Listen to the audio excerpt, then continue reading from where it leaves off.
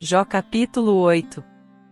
Então respondeu Bildade, o suíta, dizendo: Até quando falarás tais coisas, e até quando serão as palavras da tua boca qual vento impetuoso?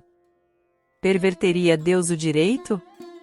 Ou perverteria o Todo-Poderoso a justiça?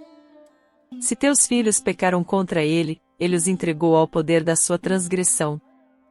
Mas, se tu com empenho buscares a Deus, e, ao Todo-Poderoso fizeres a tua súplica, se fores puro e reto, certamente mesmo agora ele despertará por ti, e tornará segura a habitação da tua justiça. Embora tenha sido pequeno o teu princípio, contudo o teu último estado aumentará grandemente. Indaga, pois, eu te peço, da geração passada, e considera o que seus pais descobriram. Porque nós somos de ontem, e nada sabemos, porquanto nossos dias sobre a terra são uma sombra. Não te ensinarão eles, e não te falarão, e do seu entendimento não proferirão palavras. Pode o papiro desenvolver-se fora de um pântano? Ou pode o junco crescer sem água?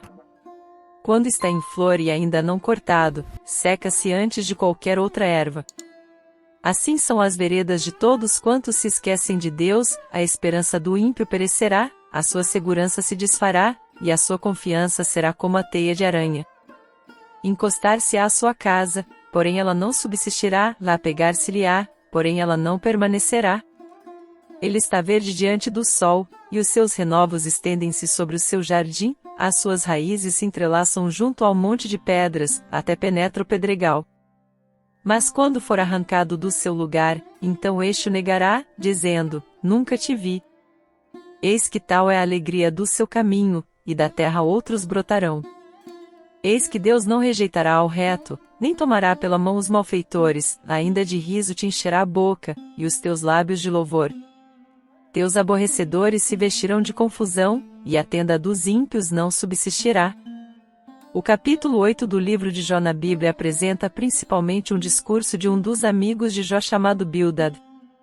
Resposta de Bildad. Neste capítulo, Bildad responde às lamentações e ao sofrimento de Jó. Ele começa sugerindo que os filhos de Jó devem ter pecado, levando às suas trágicas mortes, e implica que o próprio Jó deve ser culpado de alguma irregularidade para justificar tal sofrimento.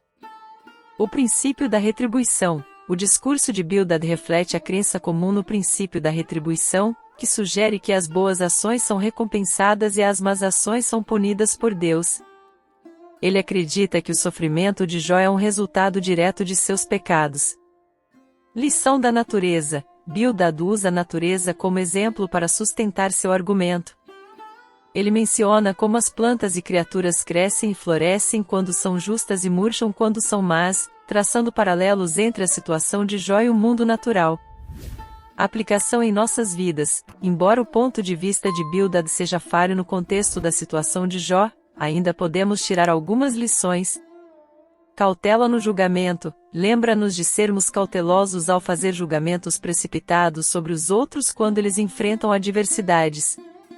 Nem todo sofrimento é resultado direto de pecados pessoais, e devemos evitar assumir o contrário. Reflexão sobre nossas ações. Estimula-nos a refletir sobre nossas próprias ações e suas consequências. Embora o sofrimento nem sempre seja um resultado direto de malfeitos, é importante considerar as implicações morais de nossas escolhas e nos esforçar para fazer o que é certo. Humildade. O livro de Jó, como um todo, ensina a humildade diante dos mistérios do sofrimento e dos caminhos de Deus. Devemos reconhecer os limites de nossa compreensão e não ser rápidos em oferecer explicações simplistas para as dificuldades dos outros. Em resumo, o discurso de Bildad em Jó 8 reflete uma crença comum, mas falha, no princípio da retribuição e destaca a importância de evitar julgamentos precipitados, refletir sobre nossas ações e praticar a humildade diante das complexidades do sofrimento humano.